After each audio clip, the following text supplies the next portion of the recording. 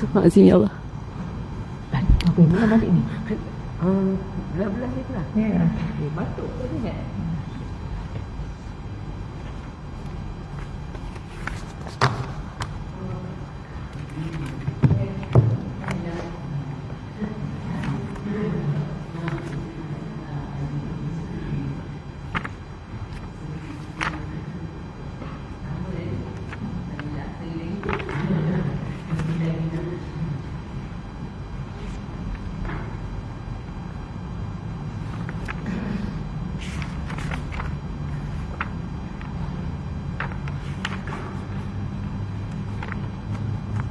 أعوذ بالله من الشيطان الرجيم بسم الله الرحمن الرحيم إن الحمد لله نحمده ونستعينه ونستغفره ونعوذ بالله من شرور أنفسنا ومن سيئات أعمالنا من يهده الله فلا مضل له ومن يضلل فلا هادي له أشهد أن لا إله إلا الله وحده لا شريك له وأشهد أن محمدا عبده ورسوله سبحانك لا علم لنا إلا ما علمتنا إنك أنت العليم الحكيم لا حول ولا قوة إلا بالله العلي العظيم لا إله إلا الله العظيم الحليم لا إله إلا الله رب السماوات والأرض ورب العرش العظيم اللهم إنا نسألك العفو والعافية في الدنيا والآخرة اللهم إنا نسألك العفو والعافية في ديننا ودنيانا وأهلنا وأموالنا اللهم استر عوراتنا وآمن روعاتنا اللهم احفظنا من بين أيدينا ومن خلفنا وعن أيماننا وعن شمائلنا ومن فوقنا ونعوذ بعظمتك أن نغتال من تحتنا اللهم إنا نسألك علما نافعا ورزقا طيبا وعملا متقبلا بسم الله الذي لا يضر مع اسمه شيء في الأرض ولا في السماء وهو السميع العليم بسم الله الذي لا يضر مع اسمه شيء في الأرض ولا في السماء وهو السميع العليم بسم الله الذي لا يضر مع اسمه شيء في الأرض ولا في السماء وهو السميع العليم. Assalamualaikum warahmatullahi wabarakatuh. Hari ini kita sambung lagi Babul Yaqin wa Tawakkal. Babul Yaqin wa Tawakkul, dalam bahasa Arabnya At-Tawakkal tu dia baris depan kaf tu At-Tawakkul. Jadi kita ambil tawakal tu daripada fi'il madhi, tawakkala. Bab yakin dan tawakal, hadis yang kedua siap. Kita sama-sama dah hafaz doa dalam hadis yang kedua tu. Kita masuk hadis yang ketiga hari ni. Minggu lepas kita baca sepintas lalu hadis yang ketiga.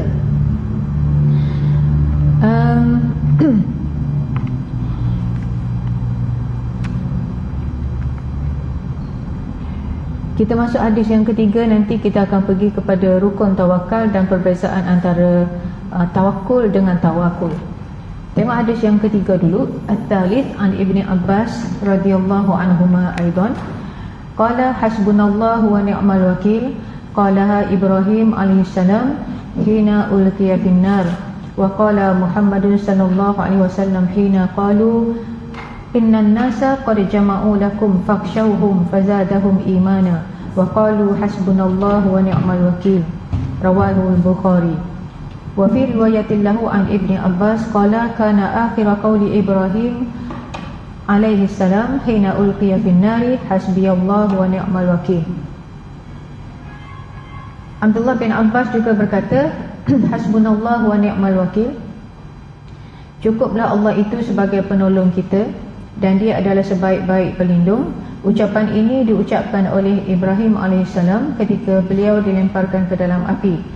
Kalimah ini juga pernah diucapkan oleh Nabi Muhammad SAW ketika orang-orang berkata sesungguhnya orang-orang telah berkumpul untuk memerangi kalian, maka takutlah kepada mereka. Akan tetapi perkataan itu malah menambah keimanan mereka dan mereka berkata hasbunallahu wa ni'mal wakil. Dalam riwayat Bukhari yang lain dari Ibni Abbas radhiyallahu anhuma berkata, kalimah terakhir diucapkan Nabi Ibrahim ketika beliau dilemparkan ke dalam api adalah hasbiyallahu wa ni'mal wakil. Cukuplah Allah itu sebagai penolongku dan dia adalah sebaik-baik pelindung. Hadis nombor 75 dan 76 mengandungi faedah yang besar, iaitu kalimah hasbunallah wa ni'mal wakil menjauhkan anda dari setiap kejahatan dengan izin Allah. Maka seorang manusia apabila melihat orang-orang, khususnya orang yang ingin menyerangnya ataupun musuhnya, dia ucapkan kalimah hasbunallah wa ni'mal wakil. Itu terjemahan hadis yang ketiga lah dalam bab yakin dan tawakal.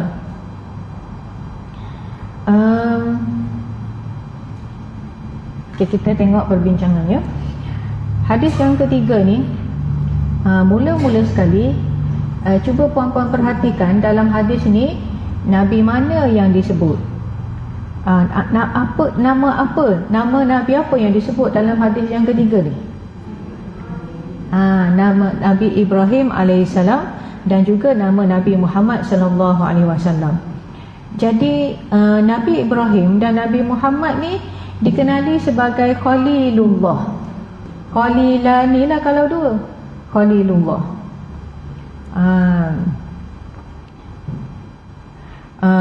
Macam apa ni, gelaran Nabi Ibrahim sebagai Khalil ada dalam surah An-Nisa ayat 125. An-Nisa 125.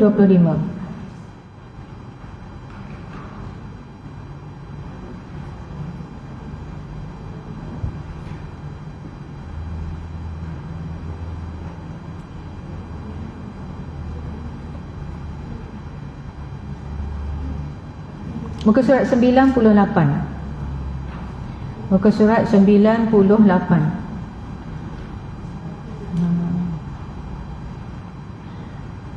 A'udzu billahi minasyaitonir rajim. Wa man ahsanu dinan mimman aslama wajhahu lillahi wa huwa muhsinun wattaba'a millata Ibrahim hanifa wattakhadallahu Ibrahim khalila. Dan tidak ada yang lebih baik agamanya daripada orang yang menyerahkan dirinya kepada Allah dengan ikhlas. Aslama wajhahu lillah wa huwa muhsinun wattaba'a millata Ibrahim hanifa. Sedang dia berusaha mengerjakan kebaikan dan dia pula mengikut agama Nabi Ibrahim yang lurus, yang tetap di atas dasar tauhid. Wattakhadallahu Ibrahim khalila. Dan kerana itulah Allah menjadikan Nabi Ibrahim kesayangannya. Wattakhadallahu Ibrahim khalila. Khalil ni kesayangan Allah.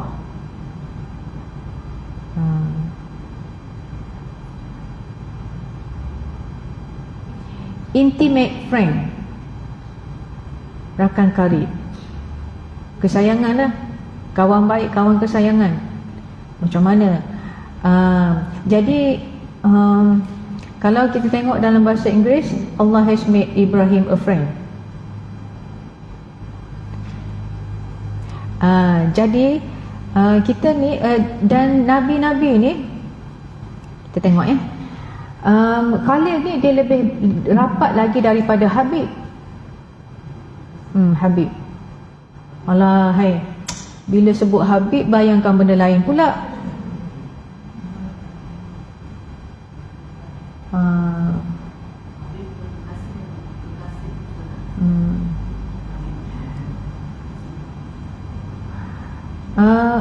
Kalau nak cari Habib, kalau Habib tu kesayangan, tapi Khalil ni lebih rapat lagi. Khalil ni sayang lebih lagi daripada Habib. Macam tu. Wal Khalil maknahu al-habibul ladzi balagat mahabbatuhu al-ghayah. Maknanya Habib ni, Khalil ni makna dia Habib yang cinta tu habis ring tu. Gitu. Habib ni kesayangan yang disayangi, yang dicintai, puncak sayang lah, macam tu Khalil. Jadi Khalil ni lebih tinggi daripada Habib, kedudukan dia. Dan kita yang setakat yang kita tahu bahawa Nabi yang disifatkan sebagai Khalil ada dua sahaja, iaitu Nabi Ibrahim dan Nabi Muhammad sallallahu alaihi wasallam. Khalil.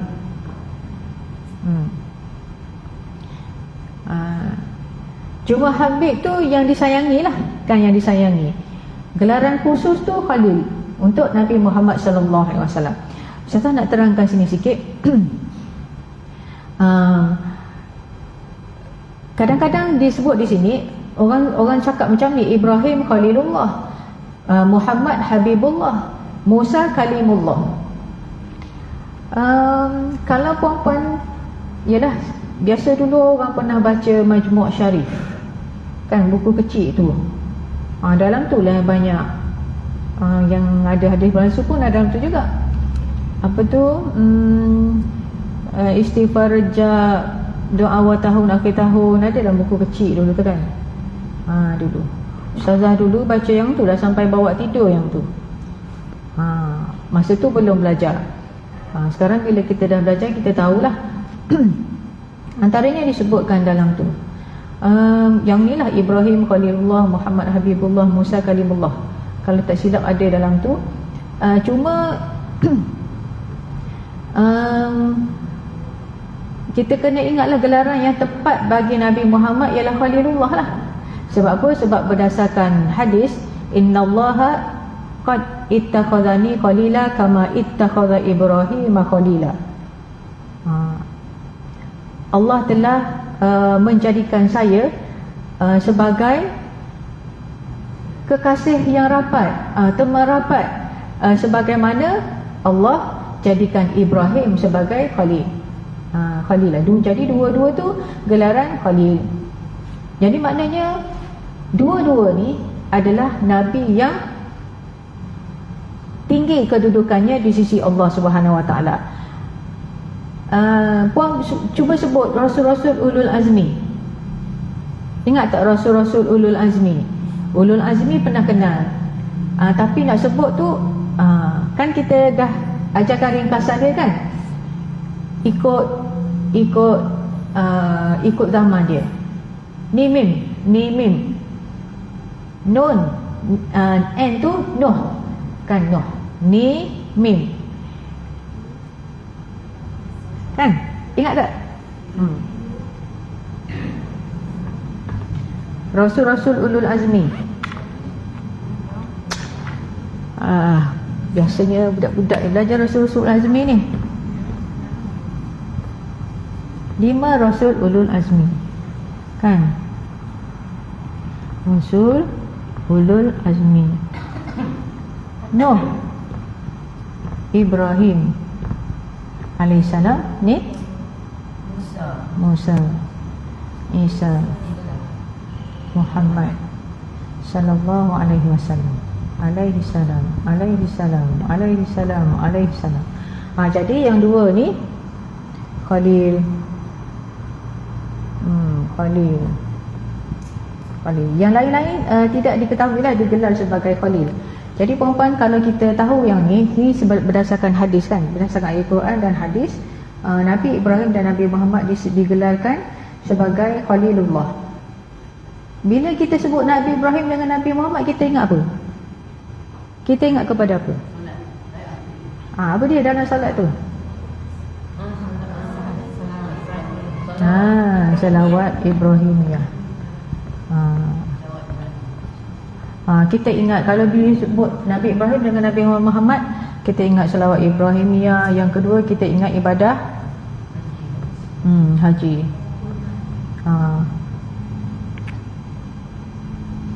Dan umrah lah.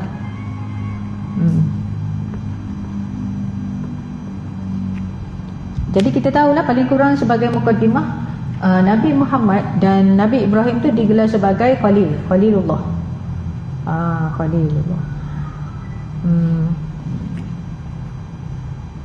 Sebab apa? Khullah itu ablagh minal mahabbah. Sebutan gelaran Khalil itu lebih dekat lagi, lebih tinggi lagi daripada gelaran Habib. Jadi kalau kita sebut Nabi Muhammad tu Habibullah, macam kita mengurangkan kedudukan Nabi Muhammad yang sepatutnya dia digelar sebagai Khalilullah. Kita sebut dia Habibullah. Tapi bagi orang yang tak tahu, tak apalah, kedudukan makna kalimah tu macam tu.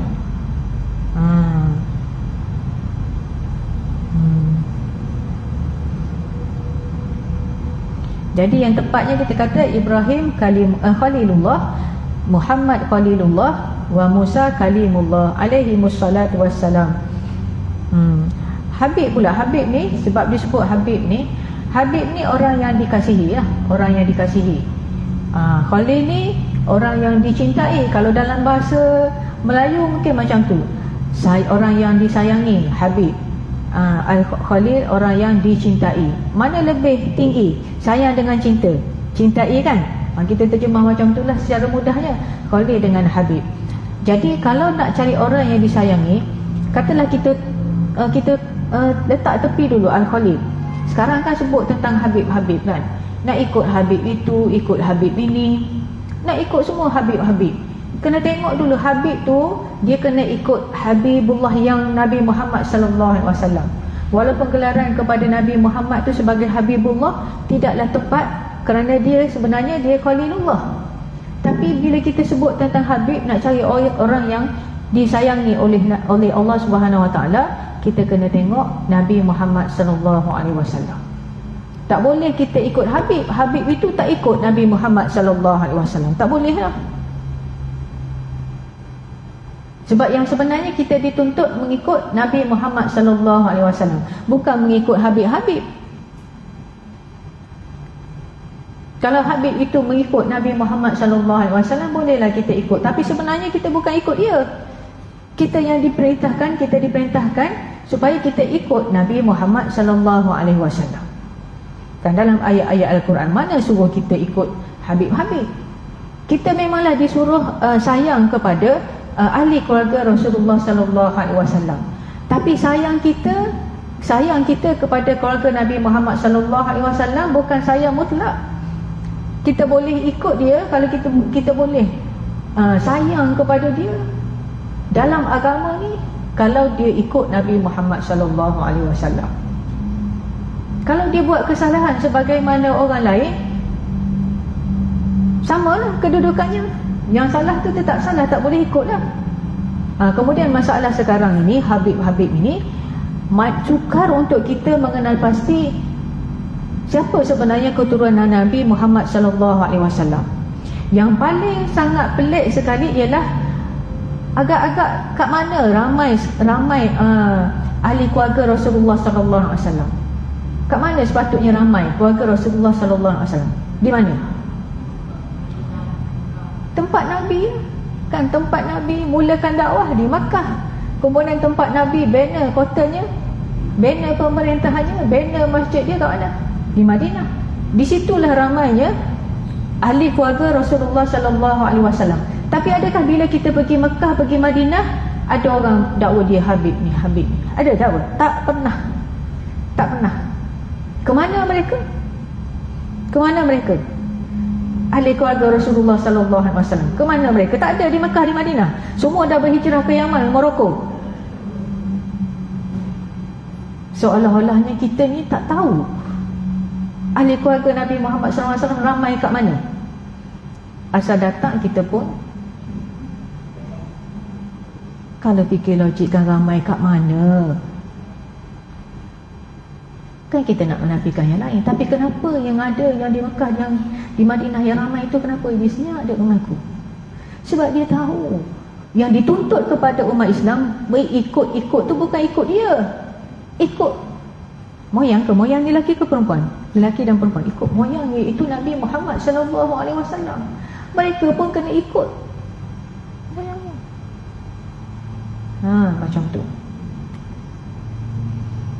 Jadi kalau sebab apa? Sebab ada sebaran kadang-kadang di kalangan rakan-rakan kita, ikut Habib nama apa saya tak ingat, dibawa ke kubur di Pulau Besar Melaka. Kan berada di satu kubur yang panjang, Kemudian sapu kubur ni, duduk ramai-ramai di tepi, di apa dipanggil kotak tu, kotak yang kubur tu nama apa? Petak tu, kepuk, orang kata kepuk kan. Kepuk tu dia duduk kat tepi ramai-ramai tu, lelaki perempuan. Lepas tu peganglah tanah yang dalam kepuk tu, bacalah apa-apa, Assalamualaikum apalah, bagi salam kepada baca ramai-ramai. Dikatakannya Habib macam tak payah ikut lah, bukan begitu caranya. Gitu. Habib apa Ustazah tak ingat dah. Bila kita tegur perempuan, apa jawapannya? Disebutkan kepada kita, kamu ni nak syafaat ke tak? Ditanya kita balik, kita ni nak syafaat ke tak daripada Nabi Muhammad? Lah, kita syafaat ni siapa yang bagi? Bukan Habib itu. Syafaat ni diberi oleh Nabi Muhammad SAW dengan izin Allah. Jauh sangat tu perempuan. Macam mana boleh umat Islam kita sampai macam tu? Jadi dikaitkan syafaat Nabi Muhammad dengan Habib yang sudahlah bawa ajaran tu tak sama dengan ajaran Nabi Muhammad SAW. Tu. Jadi kita kritislah sikit kan dengan perkataan Habib ni. Kalau disuruh ikut Habib, kita jawab nak kena ikut tu Habib sebenar, iaitu orang yang dikasihi oleh oleh Nabi Muhammad SAW, iaitu Nabi Muhammad SAW. Cuma hari ni kita dapat satu ilmu baru lagi, iaitu gelaran yang lebih tepat kepada Nabi Muhammad SAW bukan sekadar Habibullah tetapi Khalilullah. Jadi hadis ini menggambarkan kepada kita macam mana besarnya, macam mana kuatnya tawakal Khalilani, Khalilallah, dua Khalil Allah ni kan, macam mana kuatnya tawakal mereka kepada Allah. Cerita Nabi Ibrahim dulu.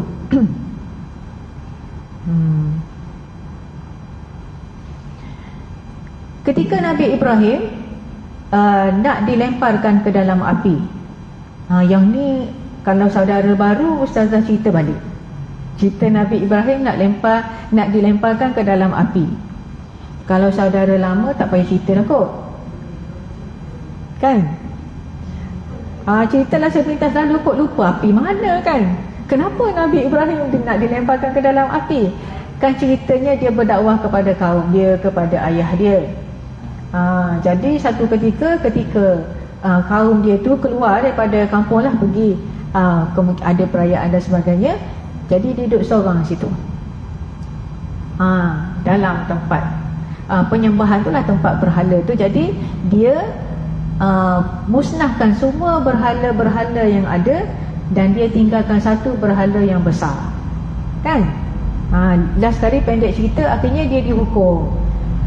Dihukum nak kena bakar, masuk dalam unggun api yang besar. Jadi cerita Nabi Ibrahim AS, bila dia sebut ni hasbiyallahu wa ni'mal wakil, ketika dia nak dimasukkan, nak dibakar ke dalam api. Ada kan cerita yang nak dibakar tu dalam Al-Quran, ada ke tak ada?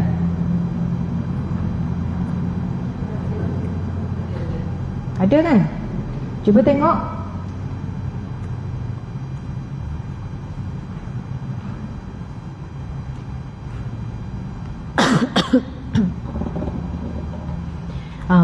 Surah Al-Anbiya, Surah Al-Anbiya 68-69, muka surat 327. Muka surat 327. Selama ni saya baca Al-Quran tak jumpa pula cerita Nabi Ibrahim dibakar kan. Yelah, sebab kita baca nak ambil pahala baca kan, mungkinlah tak jumpa. Tengok muka surat 327. 327.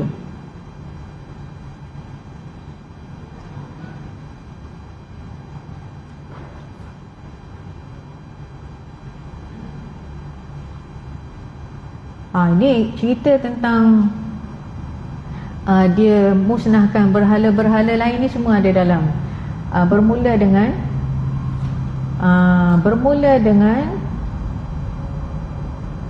ayat 57. Atas sikit lagi, ayat 57. A'udzubillahi minasyaitonir rajim. Wa tallahi la akidanna asnamakum ba'da an tuwallu mudbirin. Dan demi Allah, aku akan jalankan rancangan terhadap berhala-berhala kamu sesudah kamu pergi meninggalkan rumah berhala ini.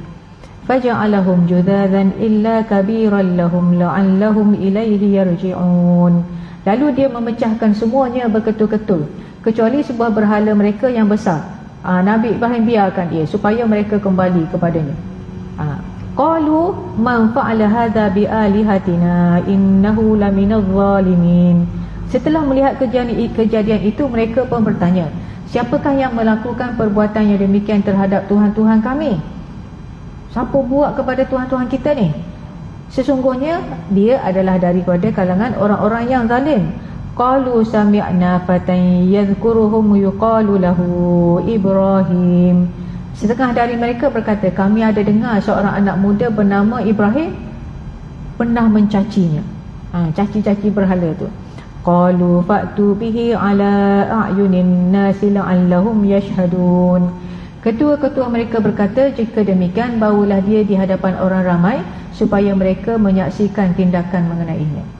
Qalu a'anta fa'alta hadha bi alihatina ya Ibrahim. Setelah dia dibawa ke situ, mereka pun bertanya, engkaukah yang melakukan demikian kepada Tuhan-Tuhan kami, wahai Ibrahim? Qala bal fa'alahu kabiruhum hadha fas'aluhum in kanu yantiqun. Ibrahim menjawab, tidak, bahkan yang melakukannya ialah berhala yang besar di antara mereka ini.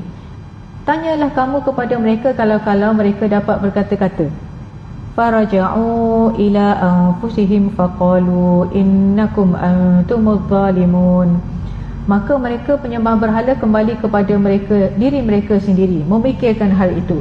Lalu mereka berkata sesama sendiri, sesungguhnya kamulah sendiri orang-orang yang zalim. Fikir juga dia.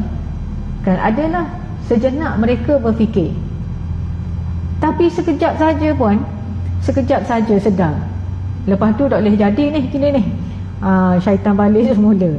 Jadi maknanya ayat Al-Quran mendedahkan bahawa nafs mereka tu pernah tersedar lah. Ya juga, salah kita ni dah. Mana boleh cakap kita sembah selama ni.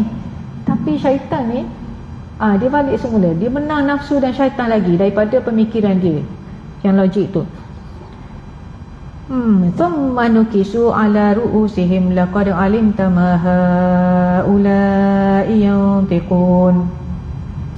Kemudian mereka terbalik fikirannya kepada kesesatan, lalu mereka berkata, sesungguhnya engkau Ibrahim telah sedia mengetahui bahawa berhala-berhala itu tidak dapat berkata-kata. Maka mengapa engkau menyuruh kami bertanya kepadanya? Begitulah puan-puan ya, dalam menyampaikan kebenaran dengan kebatilan ni, kadang-kadang dia, orang kata spin dengan twist. Inilah bukti dia kan. Spin dengan twist ni adalah perbuatan dahulu kala lagi untuk menolak kebenaran. Qala afata'buduna min dunillahi ma la yanfa'ukum syai'an wa la yadurrukum. Nabi Ibrahim berkata, jika demikian, patutkah kamu menyembah yang lain dari Allah sesuatu yang tidak dapat mendatangkan faedah sedikit pun kepada kamu dan juga tidak dapat mendatangkan mudarat kepada kamu. Uffil lakum wa lima ta'buduna min dunillah afala ta'qilun. Kita ambil terjemahan ni sajalah. Jijik perasaanku terhadap kamu dan apa yang kamu sembah selain Allah. Maka mengapa kamu tidak mahu menggunakan akal fikiran kamu? Tak ada apa dah. Tak boleh nak berhujah dah. Qalu harriquhu wansuru alihatakum in kuntum fa'ilin. Setelah tidak dapat berhujah lagi, ketua-ketua mereka berkata, bakarlah dia dan belalah Tuhan-Tuhan kamu jika betul kamu mahu bertindak membelanya. Ni dia panggil apa ni? Dia panggil apa ni? Nak kata ta'assub lebih daripada ta'assub lagi. Orang kata yang membabi buta ni ya ni. kan. Dia fikir dia betul tahu dah salah tu, tapi naik semangat naik semangat juga. Kemudian kami berfirman, qulna ya narukuni bardan wa salaman ala Ibrahim.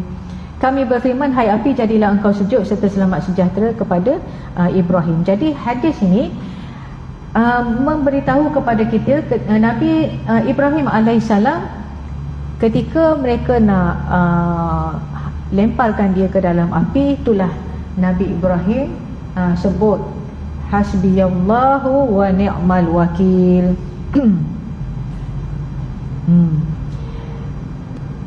Jadi api ni besarlah, bukan api yang kita bakar sampah tu kan. Api yang sangat besar. Mereka melemparkan Ibrahim alaihissalam ke dalam api ni.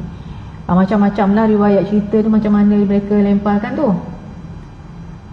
Sebab api tu besar, tidak boleh didekati. Ada yang apa, kata yang sebut macam-macam cara lah, diriwayatkan macam mana mereka melemparkan Nabi Ibrahim alaihissalam tu ke dalam api. Peralatan-peralatan yang ada pada ketika itu.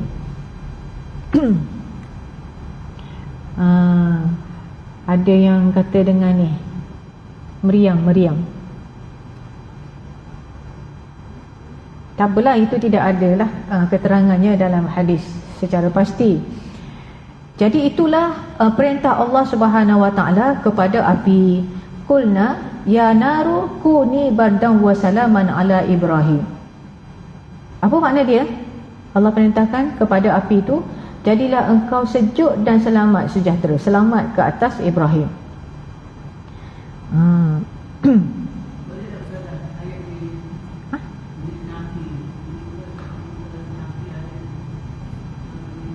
Ya. Boleh lah, sebab kalau ikut boleh. Kenapa? Kena air panas, kena tu. Sebab dia tak jauh, dia berbanding dengan apa? Dia ada maksud sejuk kan. Tapi yalah, sebab ini perintah Allah Subhanahu Wa Taala kan kepada api. Jadi ustazah sendiri tak berapa tak amalkanlah yang tu, sebab rasa macam tak. Sebab ini amalan ni, kalau yang macam ni dia berdasarkan pengalaman orang gitu kan. Tapi rasa tak masuk lah. Boleh lah, sebab dia ada lah dekat-dekat tu, berbanding dengan apa yang tepuk sakit lutut tu. Yang tu jauh sangat. Jauh sangat. Tapi ini perintah Allah Subhanahu Wa Taala. Kalau kita sebut kuni pun, ini perintah Allah. Niat elok-elok lah dalam hati kan. Sejuk kan. Saya lebih suka, sebab kita dah kena kan. Kita dah kena. Kenapa besok minyak panas? Air sejuk, air panas. Air sejuk, air panas ya. Yalah.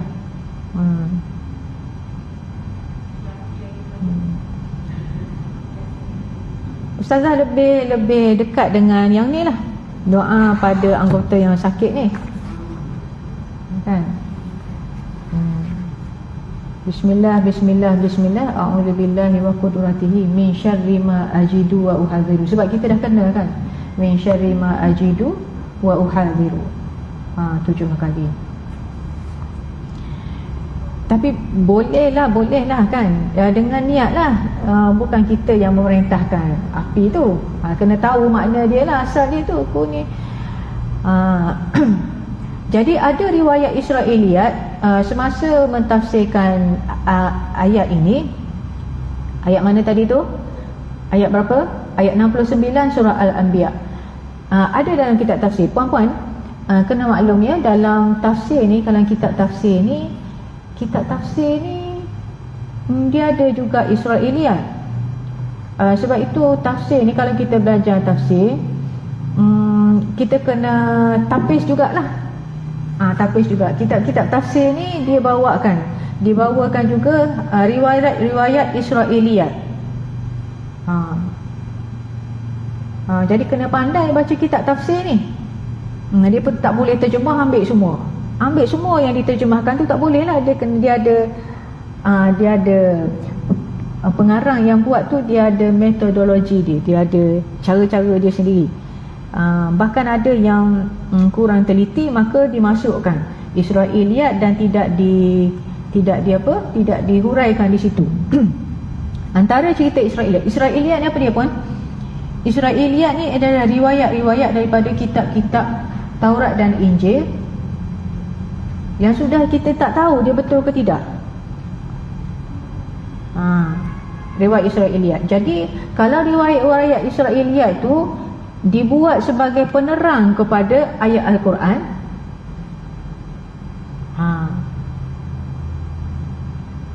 tak boleh lah, kan? Yang paling tepat ayat Al-Quran ni dihuraikan dengan ayat Al-Quran yang lain dan juga dengan hadis-hadis yang sabit, hadis-hadis yang sahih. Bila Israiliyat ni kalau dia bertentangan dengan agama kita, tak boleh terima lah. Dengan nas, dengan ayat Al-Quran, dengan hadis-hadis Nabi sallallahu alaihi wasallam, tak boleh terima. Dan kalau lebih baik kita tak ambil lah, macam tu. Bila saya ambil ni, riwayat mana, cerita mana yang dibawa, cerita Israiliyat yang dibuat yang dibawakan untuk menerangkan ayat Al-Quran ini, ialah mereka mengatakan bahawa ketika Allah Subhanahu Wa Taala memerintahkan api supaya jadi sejuk dan selamat ke atas Nabi Ibrahim, sarat jami'u nirani dunya barda. Jadi api seluruh dunia jadi sejuk belaka. Itu tidak sahih. Sebab kalau ikut kaedah nahwu bahasa Arab, ayat itu menunjukkan api yang nak bakar Nabi Ibrahim tu saja yang sejuk, bukan api di seluruh dunia. Macam tu. La yashmalu kulla narin. Kemudian kuni barda. Ayat Al-Quran ni dia tak sama dengan hadis ya. Ayat Quran ni dia mukjizat, dan setiap kalimah tu bawa makna yang mendalam. Cuba tengok ayat 69 tu. Qulna ya naru kuni bardan wa salaman ala Ibrahim. Kami berfirman, hai api, jadilah engkau bardan wa salama. Dua, api tu Allah suruh dia tu jadi sejuk dan selamat. Kalau sejuk doa, sebab apa? Sebab para mufassir mengatakan makhluk-makhluk Allah ni dia ikut belaka, Allah kata benda. Dia ikut tu sepenuhnya. Tak ada lah, tak apalah kita sikit-sikit buat sikit-sikit sudahlah dot. Dia ikut penuh perintah Allah Subhanahu Wa Taala. Jadi kalau Allah sebut badar saja, dia jadi sejuk-sejuk sungguhlah, mungkin tidak selamat kepada Nabi Ibrahim alaihissalam. Gitu. Sejuk kalau kita ni sejuk sekali yang dekat rumah kita kat mana? Dalam freezer lah. Sejuk lah tu. Kan dia tak salji lagi tapi sejuk lah tu. Macam tu. Jadi kan kuni bardan wa salaman ala Ibrahim, dan selamat ke atas Nabi Ibrahim.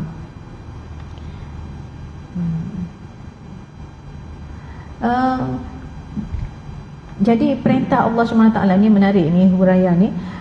Perintah Allah SWT kepada makhluk-makhluk Allah ni diikuti oleh makhluk-makhluk Allah. Cuba tengok i'tiya tau'an aw karha. Cuba tengok ayat di mana Allah SWT perintahkan kepada langit dan bumi.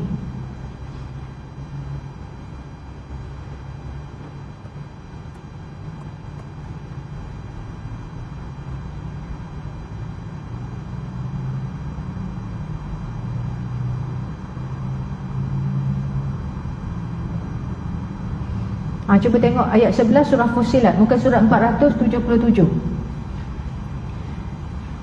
477.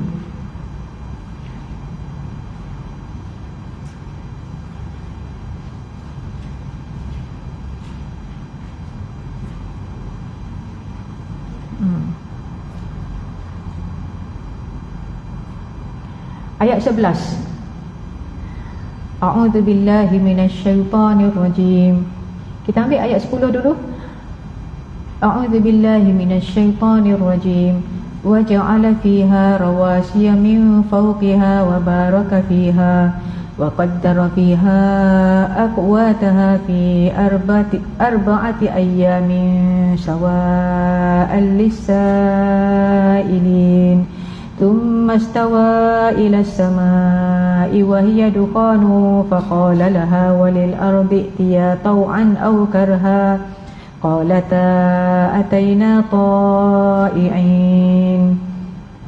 Dan dia menjadikan di bumi gunung ganang yang menetapnya tersegang tinggi di atasnya, serta dia limpahkan berkat kepadanya, dan dia tentukan ada padanya bahan-bahan keperluan hidup penduduknya, sekadar yang menyamai hajat yang diminta dan dikehendaki oleh keadaan mereka.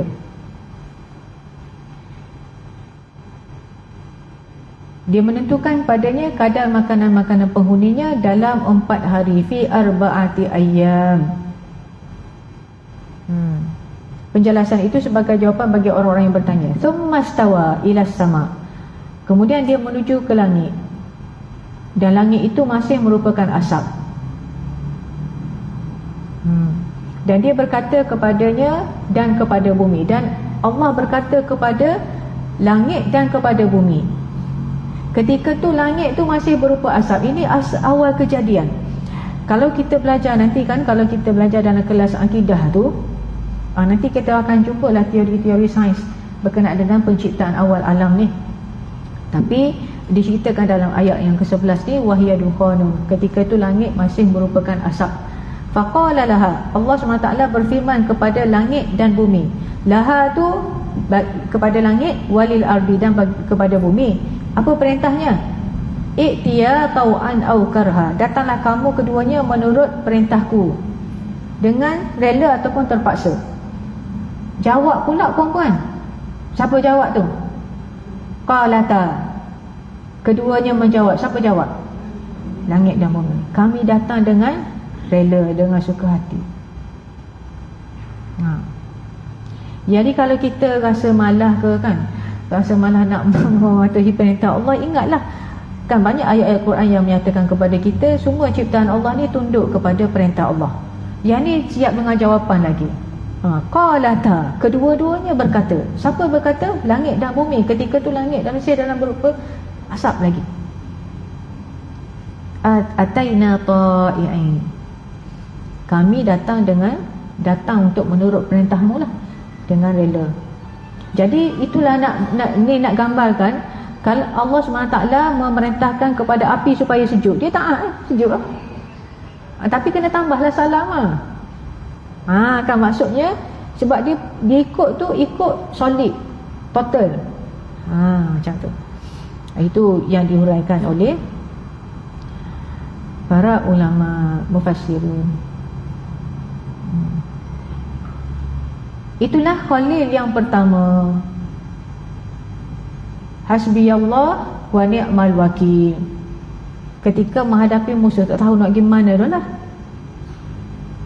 Hasbiyallahu wa ni'mal wakil. Kemudian Khalil yang kedua pula, iaitu Nabi Muhammad SAW. Ini ketika mereka Nabi Muhammad SAW dan para sahabatnya, ketika mereka balik daripada perang Uhud. Perang Uhud menang ke kalah? Perang Uhud menang ke kalah? Perempuan kalau pergi Mekah kan memang mutawif bawa kan, kan tengok tempat di Bukit Uhud. Balik daripada perang Uhud, yang kalah tu jadi down, betul, down lah, kalah kita ni, kan.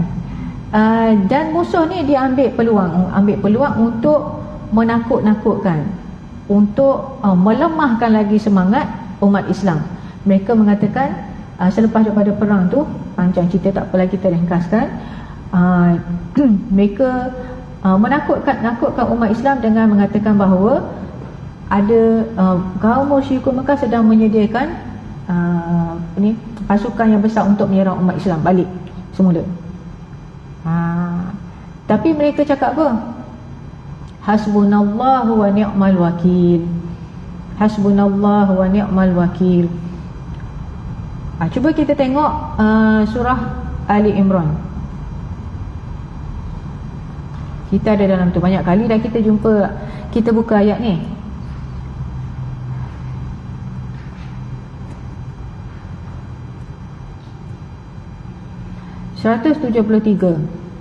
Muka surat 72, ayat 173 surah Ali Imran. 173 surah Ali Imran, muka surat 72.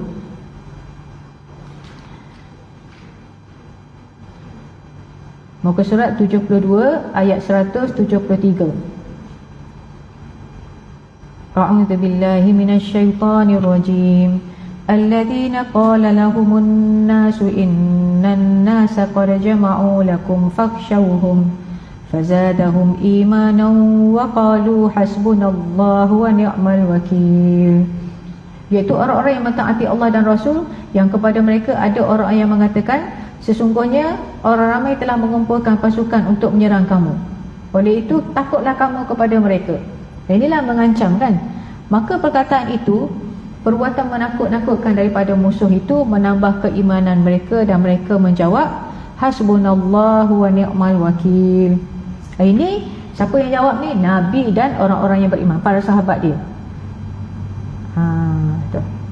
Jadi dalam hadis ni kan, dalam hadis ni Ibnu Abbas meriwayatkan bahawa hasbunallahu wa ni'mal wakil qalaha Ibrahim alaihissalam hina ulqiya finnar wa qalaha Muhammadun sallallahu alaihi wasallam hina qalu innan nasa. Jadi hasbunallahu wa ni'mal wakil disebut oleh Nabi Ibrahim ketika nak dilemparkan ke dalam api, dan disebut oleh Nabi Muhammad sallallahu alaihi wasallam ketika musuh-musuh tu berkata macam tu. Jadi tu. Jadi apanya pengajaran kepada kita hadis 3 ni? Apabila kita nak dimudaratkan oleh orang ramai ataupun musuh-musuh, sebut macam ni lah. Kalau kita ramai-ramai, sebut hasbunallahu wa ni'mal wakil. Kalau kita seorang-seorang, hasbiyallahu wa ni'mal wakil.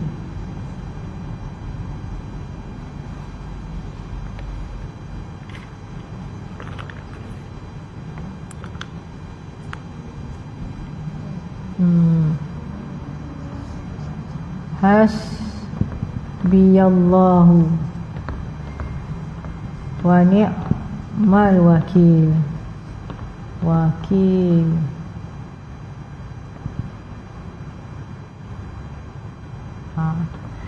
Hasbiyallah. Hasbiyallah. Cukuplah Allah bagi saya. Ni hasbiyah ni dengan ya. Kalau ramai, hasbuna. Hasbunallah. Cukuplah Allah bagi kami. Ya, hasbiyah dengan hasbunallah.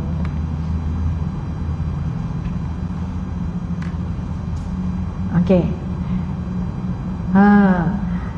Kemudian puan-puan, dalam zikir pagi, zikir petang kita tu kan, zikir pagi, zikir petang kita, ada tak hasbiyallah? Ada kan?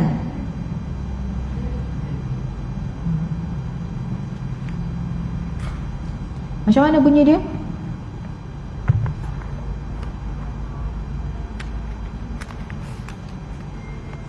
Tengok muka surat berapa?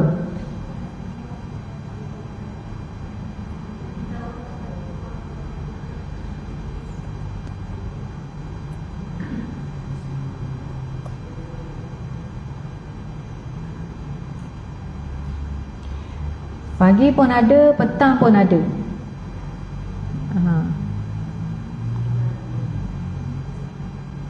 Kalau yang petang tu muka surat 41. Muka surat 41. Kalau pagi tu muka surat berapa?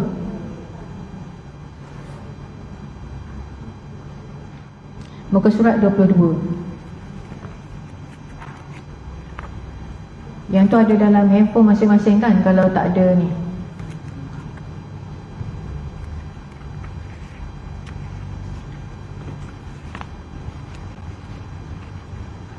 Siapa yang tak ada dalam handphone dia? Ni kita bagi hadiah untuk hadiah sebab bertugas hari ni. Muka surat 22.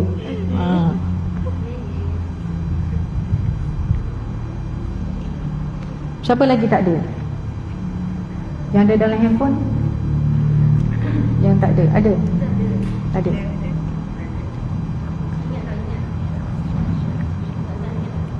Ada ke puan? Ada. Puan ada? Saya rasa puan baru pertama kali, betul? Kan. Muka surat 22. Tak apalah, kita bagi hadiah orang baru. Orang lain jangan tengok je dah. Orang lain kena tasmi. Orang lain kena tasmi. Hai.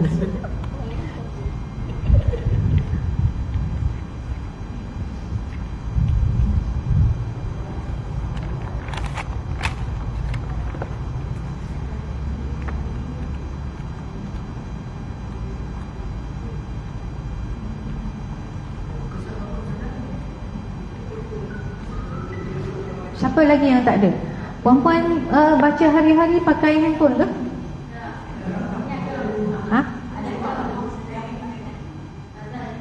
Ingat dah, bagus.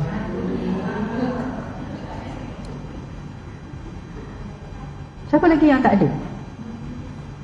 Tak ada. Dalam handphone. Kita bagi dalam bentuk PDF. Ini pun antara yang baru juga ni. Antara puan yang baru ni, muka surat 22 ni yang pagi ni. Tak apalah, bagi hadiah untuk puan. Tu ada. Handphone ni maklumlah dia kecil kan, tapi kelebihan dia boleh zoom in.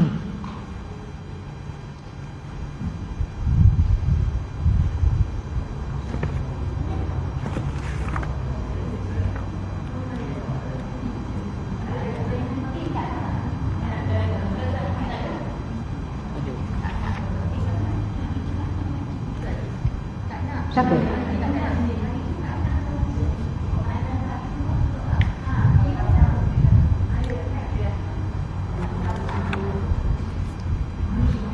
Ini hadiah ni bersyarat.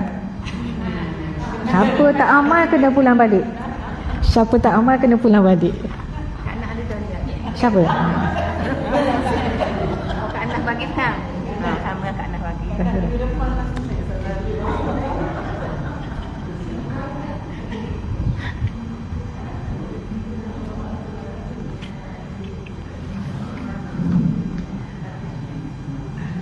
Okey, tengok ya. Zikir pagi petang kita tu dibaca 7 kali kan? Dibaca 7 kali.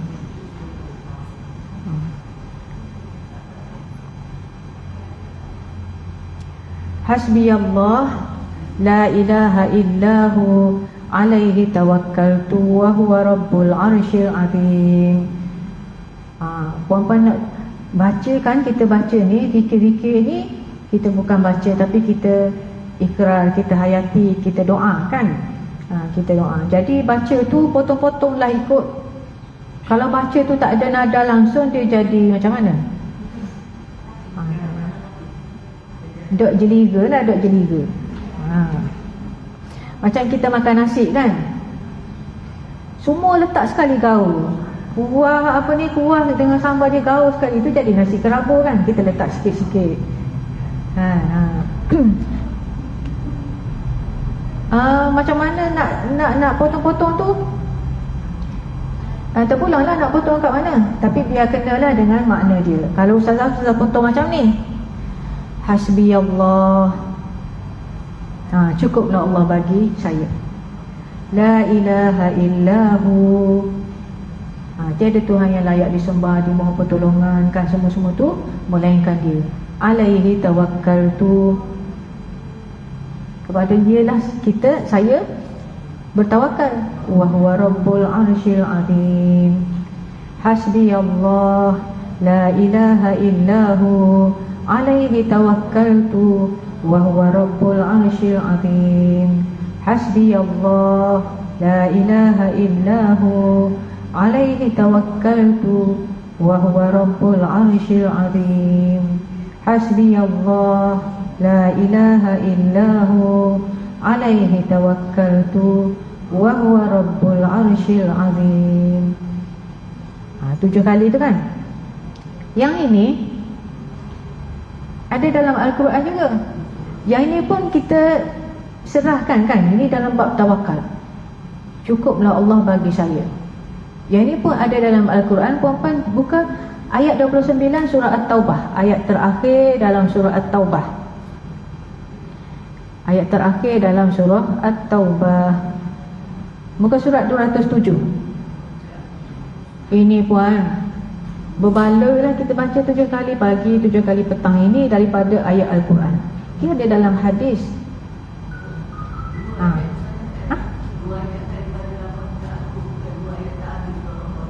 Surah At-Taubah. Ini surah At-Taubah. Surah At-Taubah ayat 129. Ayat terakhir dalam surah At-Taubah, ayat 129, muka surat 207. 207.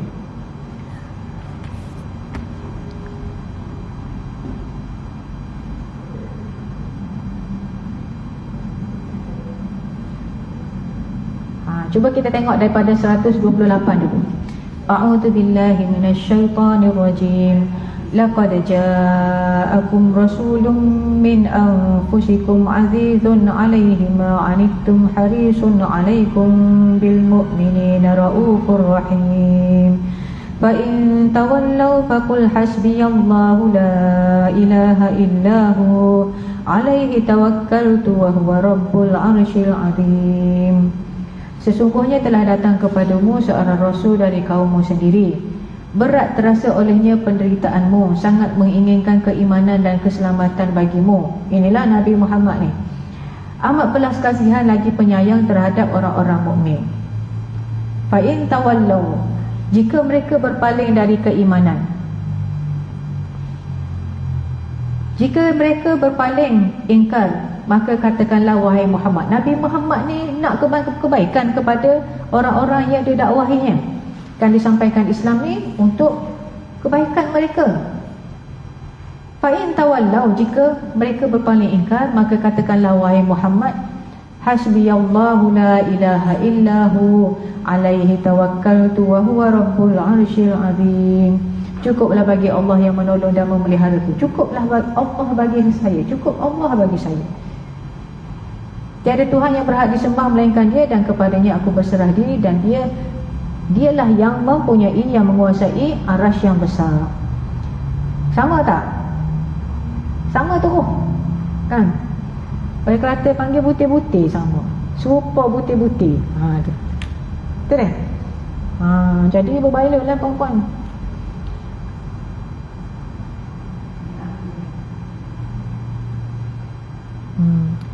Jadi kita ada dua lah maknanya. Yang lebih kurang sama. Satunya hasbiyallah wa ni'mal wakil. Satu lagi yang lebih panjang, hasbiyallah la ilaha illahu alaihi tawakkaltu wa huwa rabbul arsyil azim. Dua tu. Jadi nak baca yang mana satu? Kalau kita tengok kan, kalau kita tengok yang panjang, yang lengkap dengan bentuk tawakal penuh kan, alaihi tawakkaltu. Memang sebut dalam Al-Quran tu, ayat terakhir surah At-Taubah tu. Lepas tu dia pula dalam bentuk perintah lah. Kan? Fa in tawallaw faqul. Fa in tawallaw faqul. Katakanlah wahai Muhammad, qul.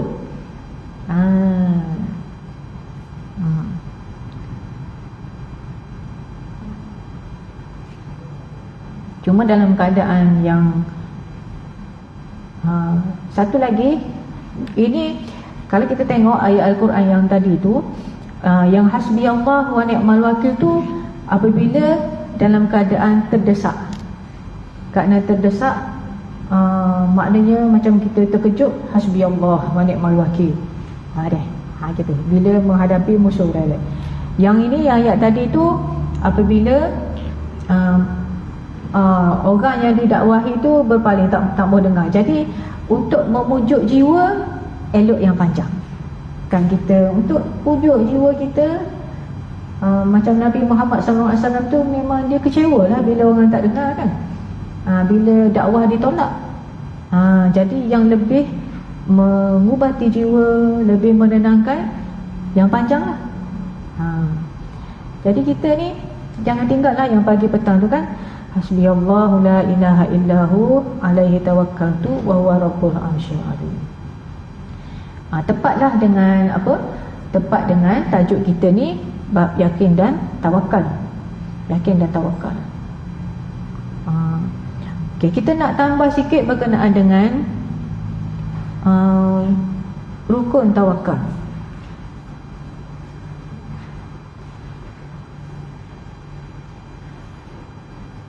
Tak, sebelum tu masuk hadis yang keempat dulu. Baru masuk rukun tawakal. Tengok hadis yang keempat. Cuba bacakan puan-puan, salah seorang daripada puan-puan bacakan. Sebab dia pendek sahaja tu, agak-agak boleh lah kot. Bacakan matan hadis tu dan juga terjemahannya. Siapa nak volunteer?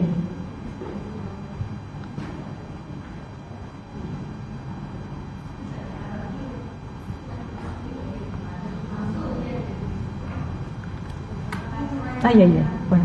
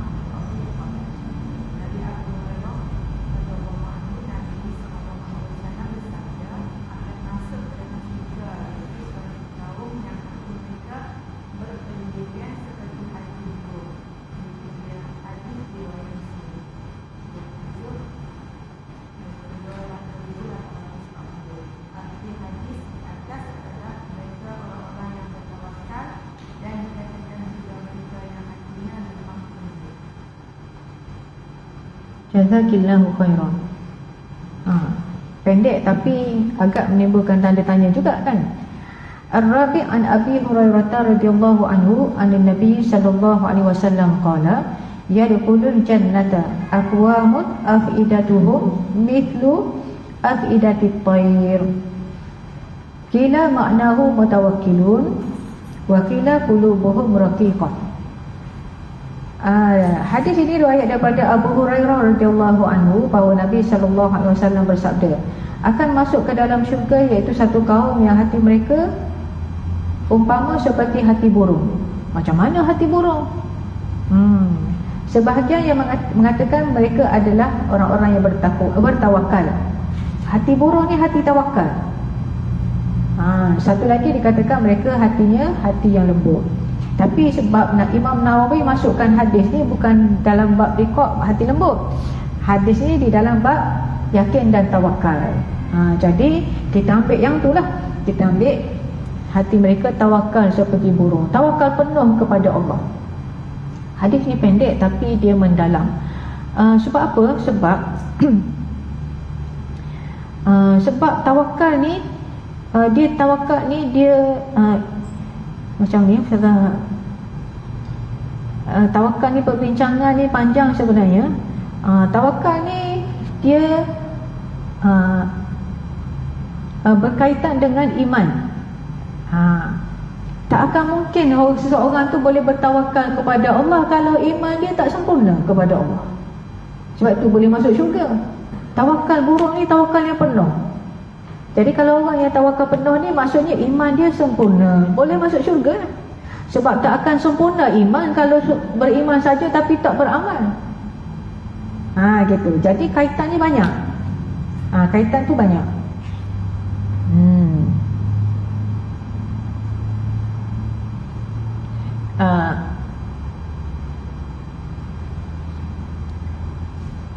Jadi kita tengok dulu. Kita tengok rukun tawakal. Rukun tawakal.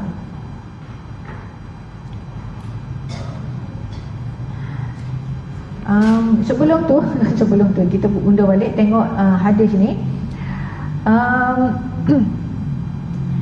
Jadi dalam hadis yang pendek ni dia beritahu kepada kita sifat orang-orang yang masuk syurga tu, sifat dia hati mereka tu seperti hati burung, tawakal penuh kepada Allah. Jadi tawakal ni dia adalah sifat an-nafs. Sifat apa ni? Amalan an-nafs. Kan, amalan an-nafs.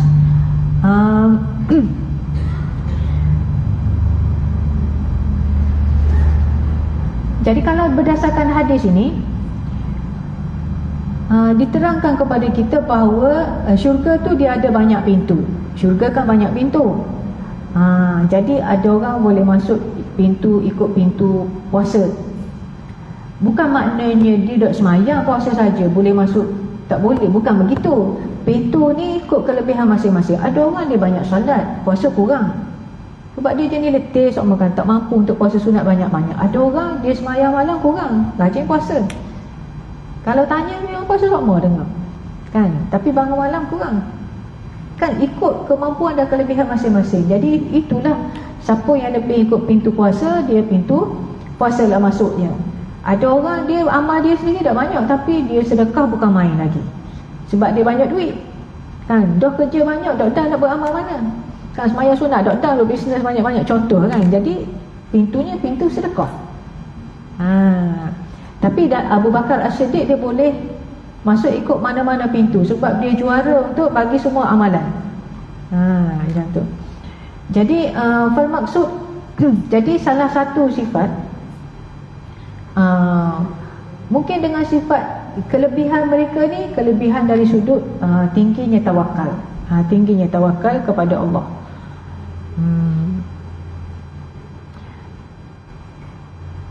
Jadi benda yang di dalam ni, benda yang di dalam tawakal ni, benda yang di dalam. Dia ramai-ramai gini, kalau ada 20 orang, mana kita tahu hati dia yang paling bertawakal sekali. Benda yang di dalam. Tapi itu menunjukkan kesempurnaan iman. Tawakal menunjukkan kesempurnaan iman.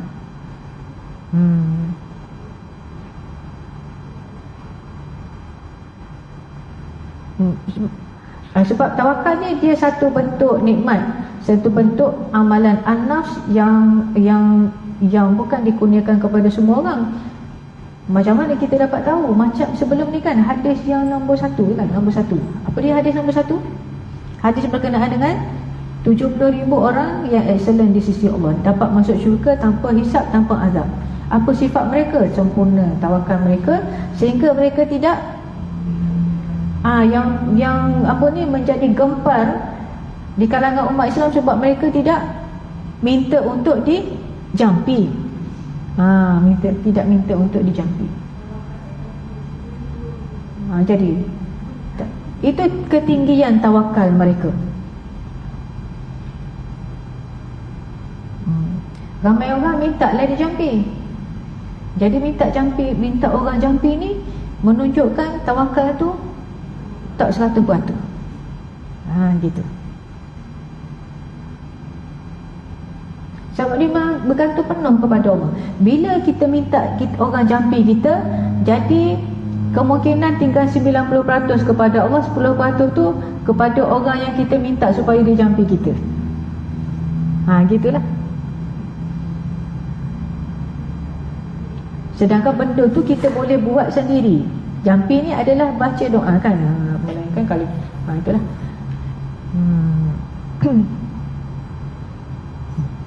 Kemudian ada persoalan bila sebut macam ni. Ini kan kalau kita faham orang satu kaum yang masuk syurga, hati dia seperti hati burung, tawakal penuh makna dia. Tawakal penuh kepada Allah. Dan tawakal ni dia bukan satu level saja. Ada banyak level, ada banyak tingkatan.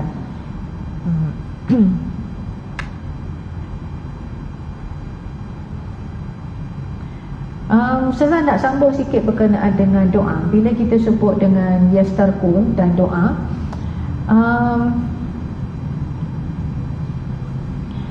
macam mana pula dengan doa kan? Kita bincang hari tu. Yang kita bincang hari tu, doa dan tawakal ni. bila minta dijampi ni, minta dijampi ni dia jadi makruh, kan? Jadi makruh. Boleh, tapi turun kelas. Macam mana pula dengan kita minta orang lain doakan kita? Kita dah jawab sebelum ni, itu lain kan? Boleh. Cuma boleh dia tu pun janganlah selalu. Janganlah sama-sama seorang minta doakan kita. Lepas tu kita kan doa tu ibadah. Boleh minta orang lain tolong doakan kita, tapi jangan jadi amalan yang berterusan. Macam tu.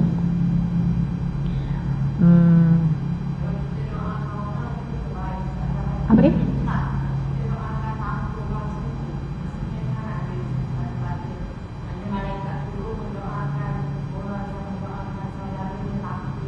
Dapat diketahui. Ya. Yang itu lebih baik. Betul puan. Antara doa mustajab ialah doa kita kepada orang lain tanpa diketahui tuan dia. Dan kalau tuan dia minta kepada kita, mestilah dia tahu. Kan?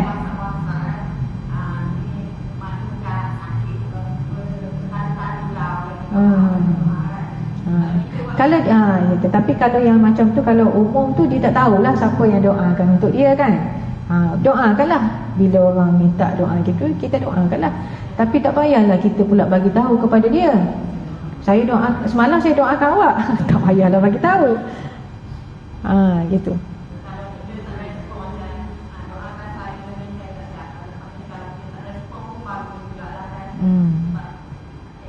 Ya.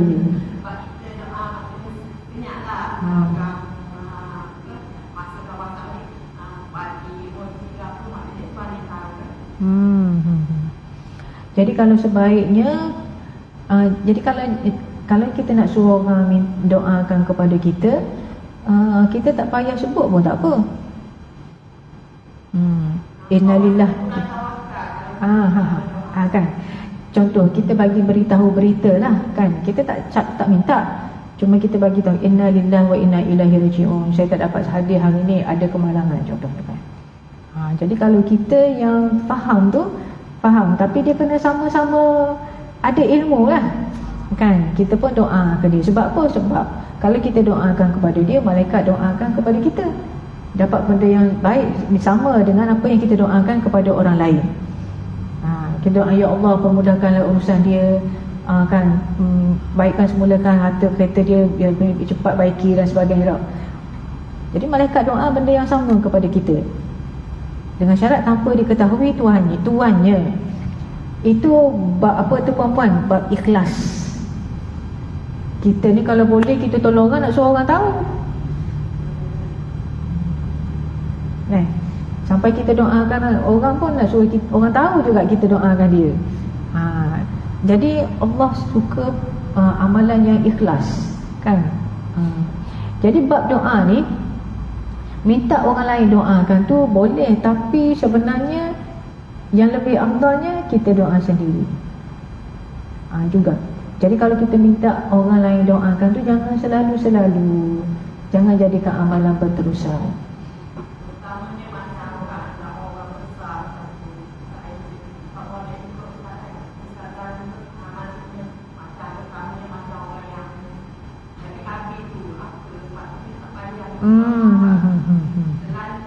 Ya, kita kan alim ulama yang sebenar ni diajarkan orang ramai supaya berdoa kepada Allah. Nabi Muhammad sallallahu alaihi wasallam, para ulama yang mengikut jalan Nabi Muhammad sallallahu alaihi wasallam ajak orang ramai supaya berdoa kepada Allah. Kerana apa? Kerana doa itu ibadah.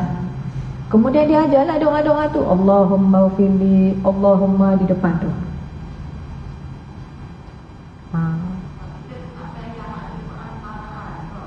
Ya betul. Jadi Ustazah nak baca ni, nak terangkan di sini ni. Jadi doa ni minta seorang doakan. Jadi yelah betul lah orang tu Allah sayang, kita ni Allah tak sayang, tapi mana kita tahu Tak bolehlah cakap macam tu. Allah kan Ar-Rahman Ar-Rahim. Allah sayang juga kita. Allah tak buat kita ni saja-saja.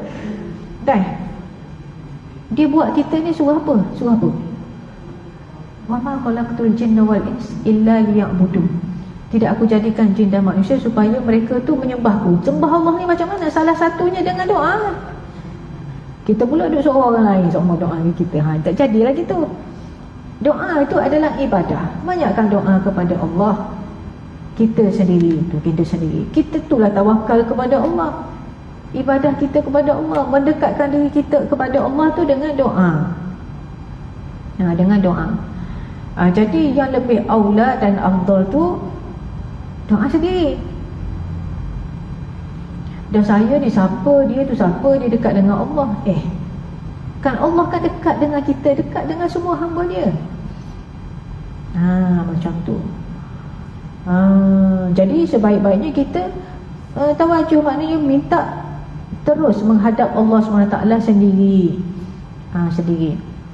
Jadi jangan maknanya, jangan selalulah kita ni berpaling kepada orang lain supaya dia tu menghadap Allah minta ke kita. Kita menghadap Allah minta sendiri. Itu yang lebih utama. Sebab apa? Sebab ini berdasarkan dalil-dalil secara umum menunjukkan bahawa tak elok kita minta dengan makhluk.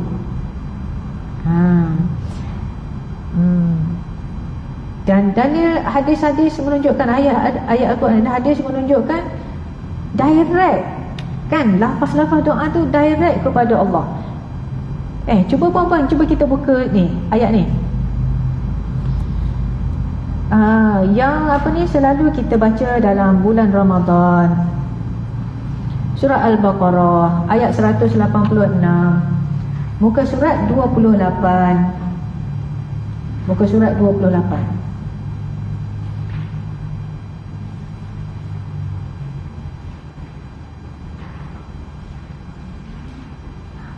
Orang muda-muda katakan, hoha macam mana pun kamu doa lah kepada Allah. Allah Maha mendengar, kan? Gitu. Tapi kamu kena kenal lah Allah. Masa doa kepada Allah tu janganlah hoha-hoha, kan? Biarlah beradab kepada Allah. Tapi Allah mendengar doa sesiapa sahaja. 186 surah Al-Baqarah, muka surat 28. A'udzu billahi minasy syaithanir rajim. Wa idza sa'alaka 'ibadi 'anni fa inni qarib ujibu da'watad da'i idza da'an falyastajibu li wal yu'minu bi la'allahum yarshudun. Dan apabila hamba-hambaku bertanya kepadamu tentang aku, jawablah bahawasanya aku dekat. Dekat dengan siapa? Dekat dengan mereka lah. Aku kabulkan permohonan orang yang berdoa apabila dia bermohon kepadaku.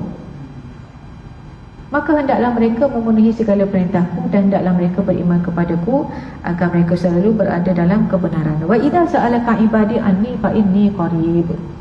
Allah tu dekat dengan kita. Jadi kalau kita rasa duduk jauh sama Allah, jauh dengan kita, Allah jauh dengan kita, tu je.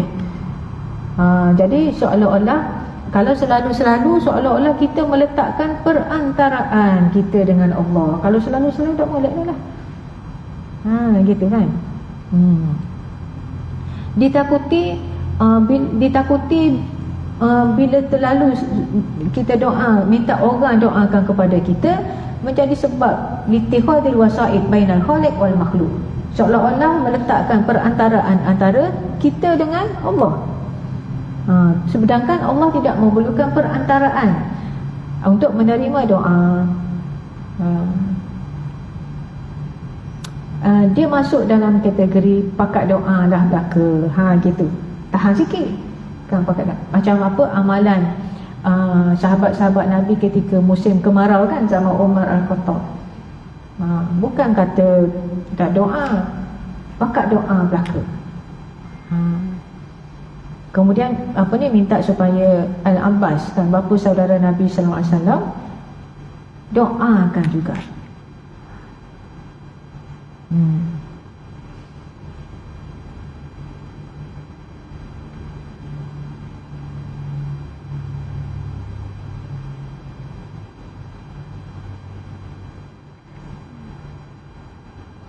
Jadi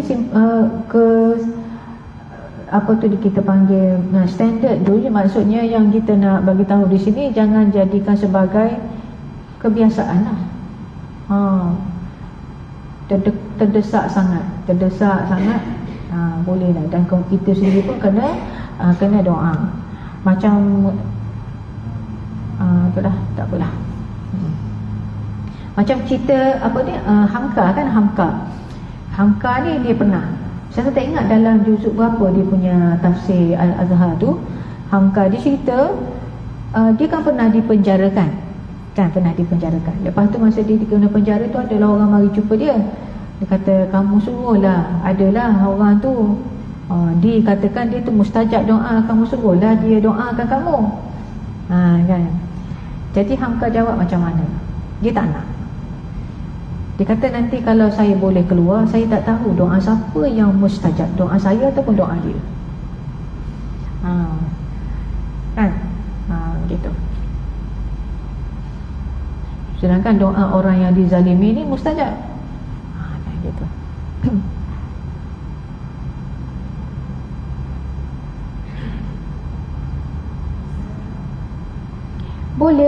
Boleh, tapi jangan selalu-selalu, jangan je.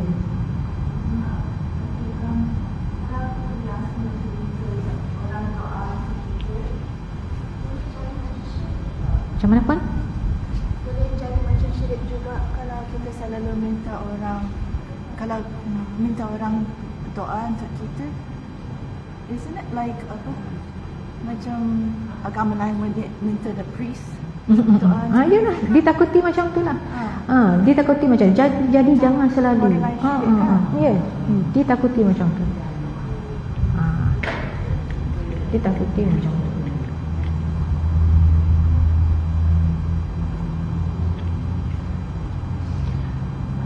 Yang video hari tu yang viral tu kan, yang Puan bagi tahu tu, sampai nak minta tolongkan masuk syurga dan semua tu, jadi yelah kan agak melampau lah.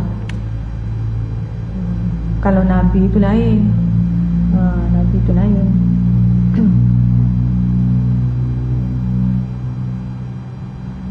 Cuba kita tengok ya bahagian yang terakhir lah hari ni. Apa tu rukun-rukun tawakal.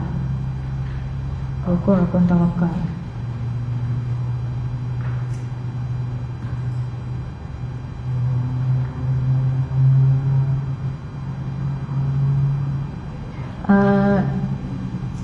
Setengah sumber dia sebut rukun tawakal tu 2 je. Ada yang sebut 2 saja rukun tawakal. Cuba kita tengok, kita bandingkan.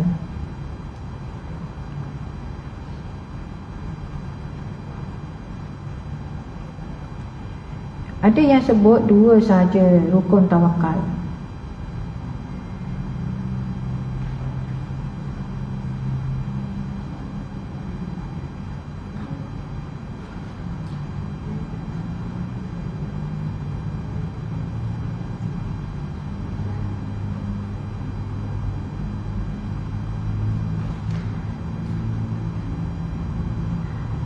Satunya i'timadul qalb 'ala Allah Ta'ala. Jiwa tu bergantung kepada Allah sepenuhnya. Rukun. Ada rukun 2 je sebut. Kita tengok.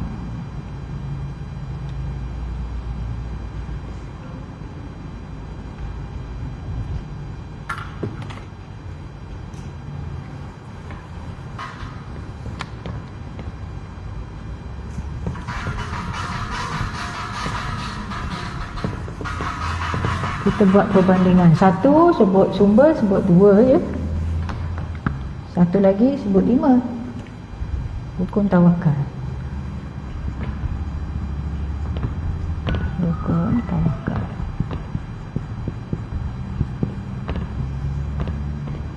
Satu, 2.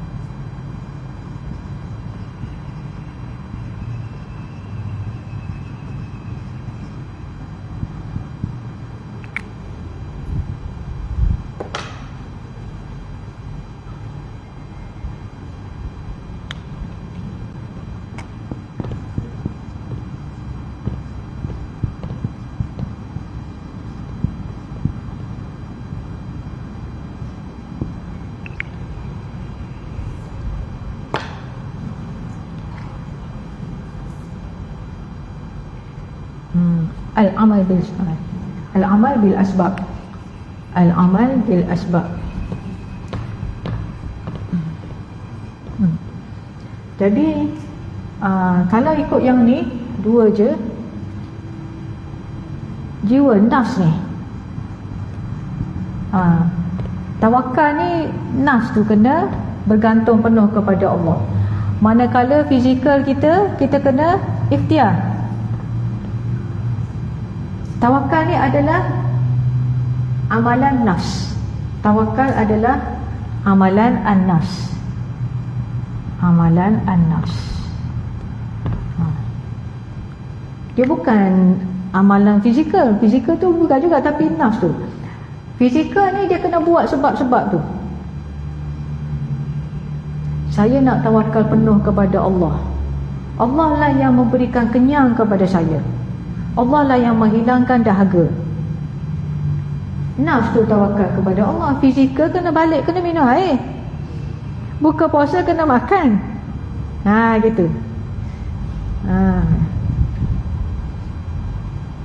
Macam ubat, ada pertanyaan nanti jumpa satu lagi, dia jumpa sekali lagi, dia minta huraikan berkenaan dengan macam mana kita tawakal dan kita makan ubat. Adakah kita bergantung penuh kepada ubat? Bukan. Kita ubat tu sebagai ikhtiar fizikal kita. Tapi ada orang makan yang ubat yang sama tapi tak sembuh. Jadi rukun tawakal ni dua dah.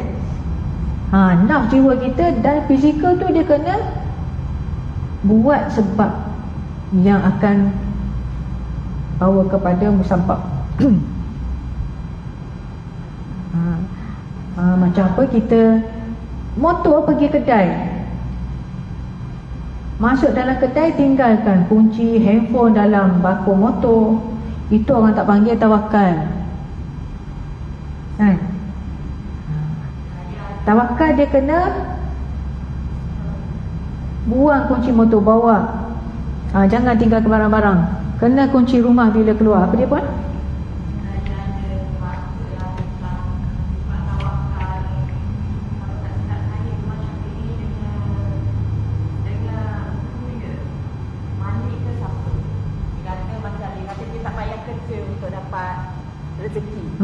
Masa Imam Syafi'i ni kata macam kena kerja juga, ikhtiar juga. Lepas tu dia pun okay, kita buktikan.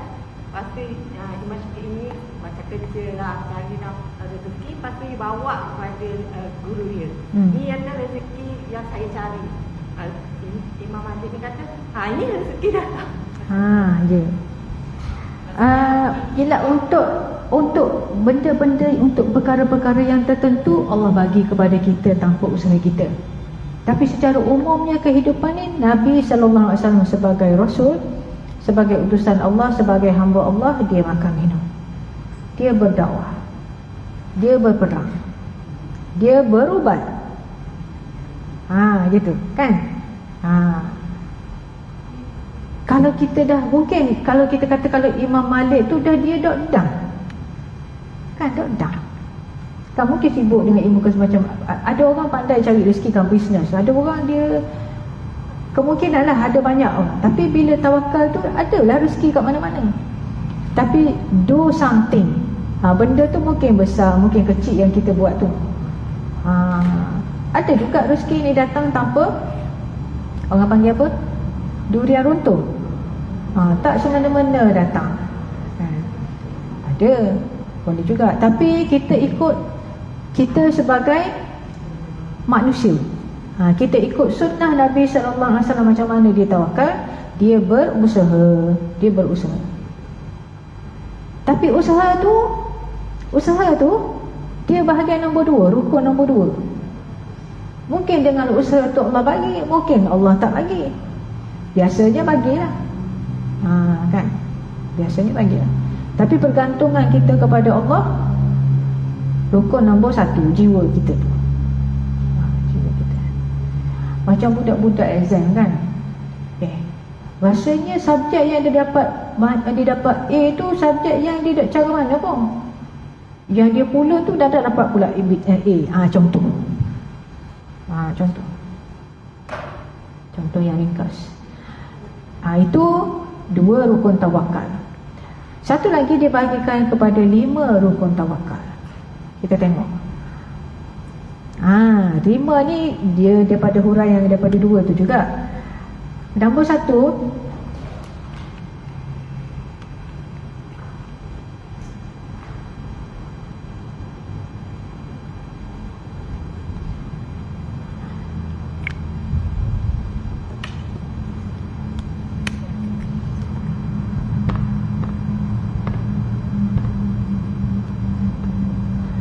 nombor 1 ni rukun dia kenal Allah. Saya ringkaskan ni, kalau ikut asal dia panjang ni, sebagai Rabb. Kenal Allah sebagai Rabb.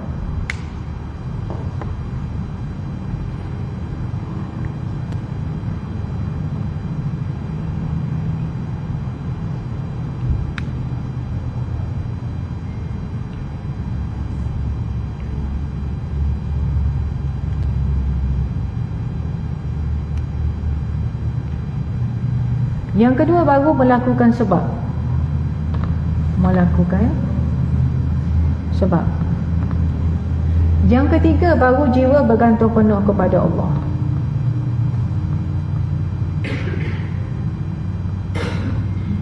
Kepada Allah.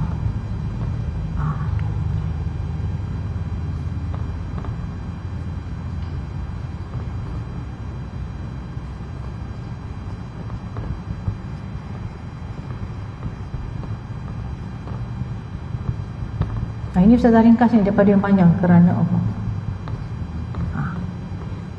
Mula-mula rukun pertama kita kena kenal Allah sebagai Rabb. Allah sebagai Rabb macam mana? Allah lah yang mencipta, Allah yang memberi rezeki, kan? Allah yang bagi kemudahan kita pada kita, Allah yang bagi bangun pagi tak sakit kepala, darah mengalir dengan lancar, maka kita boleh bangun berusaha, kan? Allah sebagai Rabb, Allah segala-galanya. Kemudian kita pun buatlah. Dah Allah buat kita ring. Ada akal fikiran, ada kekuatan fizikal, tau kan? Nak duduk saja tunggu daripada langit, kan? Do something, sebab do something adalah bila amal tu kita buat sebagai niat kerana Allah, maka dia adalah ibadah, kan? Mengajar ibadah, belajar ibadah, tolong orang ibadah. Tu orang yang bawa Grab tu, kan? Orang yang bawa Grab tu niat nak tolong orang. Dulu-dulu kita ingatkan tak ada orang pakai Grab tu kat kemana-mana. Ramai je pakai, kan? Yang memerlukan, sambil bekerja sambil tolong orang, kan? Cikgu berapa banyak tolong orang. Kenal ABC, kenal alif bata je, kan? Amal adalah ibadah. Tu. Kemudian 3, jiwa bergantung penuh kepada Allah. Balik yang tu. Tu jadi lebih banyak.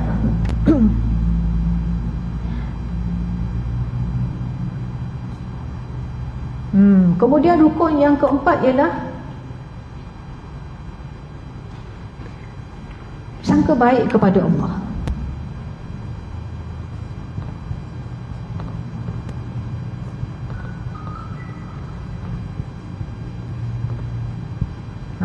Bersangka baik kepada Allah.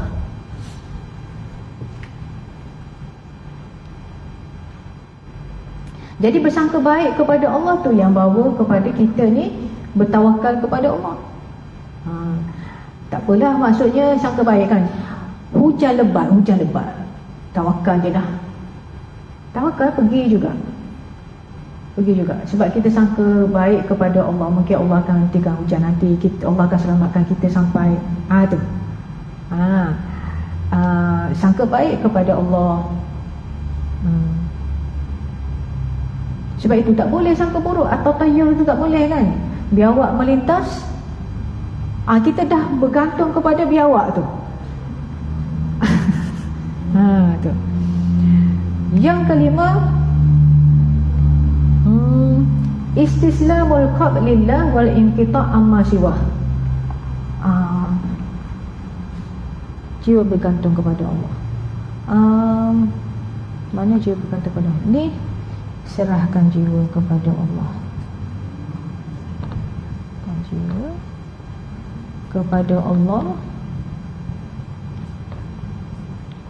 putuskan dengan yang lain. Apa beza nombor 5 dengan nombor 2? Nombor 5 dengan nombor 3.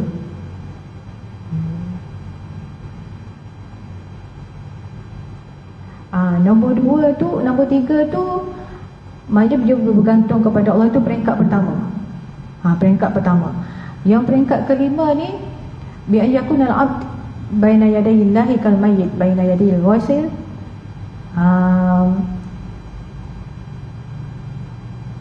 Yang ni lebih sempurna.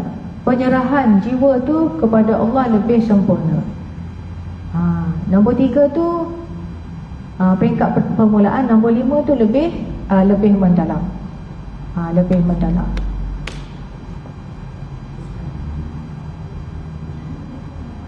Okey, tengok itu dia 5 rukun tawakal. Jadinya yang ini dia lebih detail lah. Lebih detail untuk kita lebih faham. Putuskan jiwa kita tu, maksudnya kita ni kan, kalau ikut ni, cuba kita rujuk balik hadis yang kedua, doa tu kan, Allahumma laka aslamtu, Allahumma laka aslamtu, hanya kepadamu aku menyerahkan diri. Totally serahkan diri kepada Allah. Kita dah usaha kan, kita dah usaha bersangka baik kepada Allah, tawakal. Last sekali yang nombor 5 ni, kita serahkan diri sepenuhnya kepada Allah. Apa yang berlaku pada tu lebih-lebih lagi lah.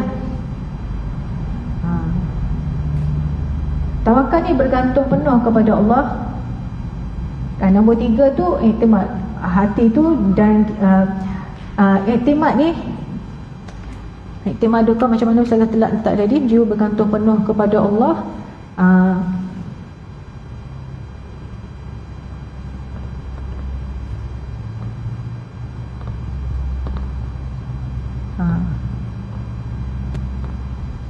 Tenang.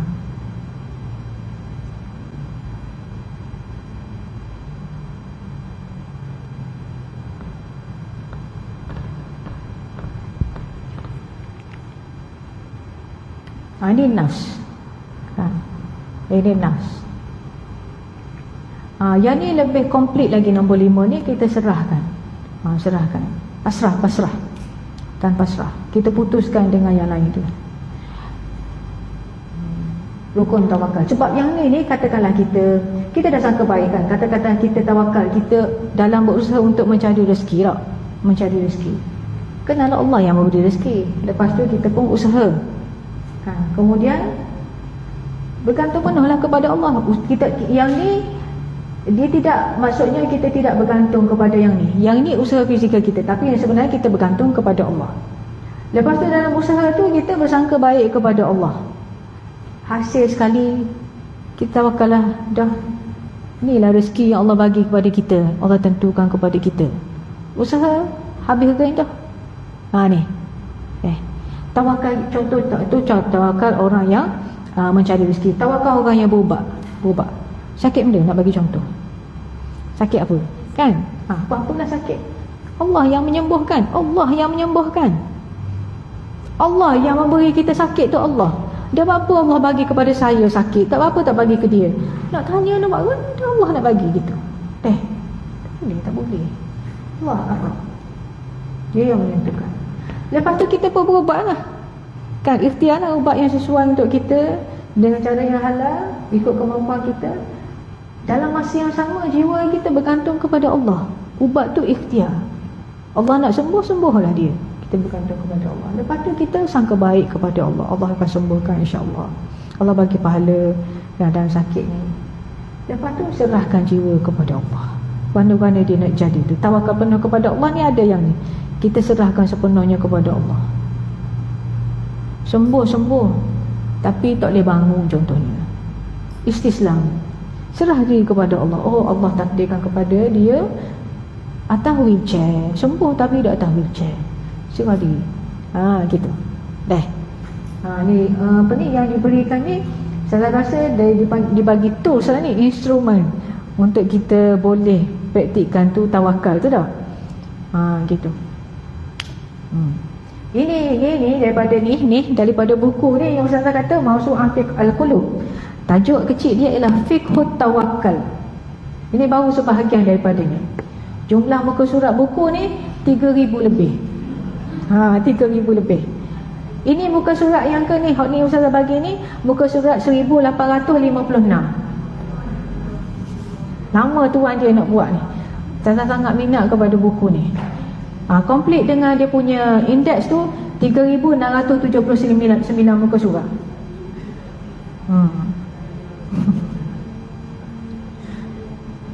Ikut tawakal.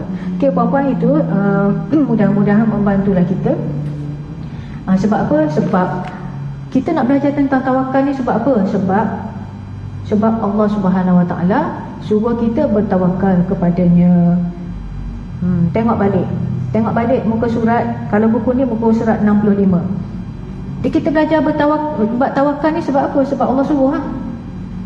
Kan fa idza azamta fatawakkal 'ala Allah. Innallaha yuhibbul mutawakkilin. Allah suka kepada orang yang bertawakal. Jadi kita nak tawakal, kita kena tahulah how to bertawakal. Inilah tools dia, instrumen dia. Macam mana nak buat tu. Gitu. Mudah-mudahan kita masuk ni lah dalam kalangan orang-orang yang bertawakal. Innallaha yuhibbul mutawakkilin. Okay, segala yang baik daripada Allah, segala yang kurang daripada diri kita sendiri. Kita akhiri dengan tasbih kafarah.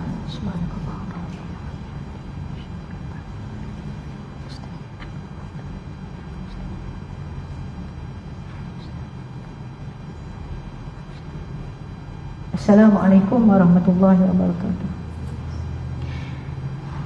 Ada sedikit jamuan, jangan balik dulu ya.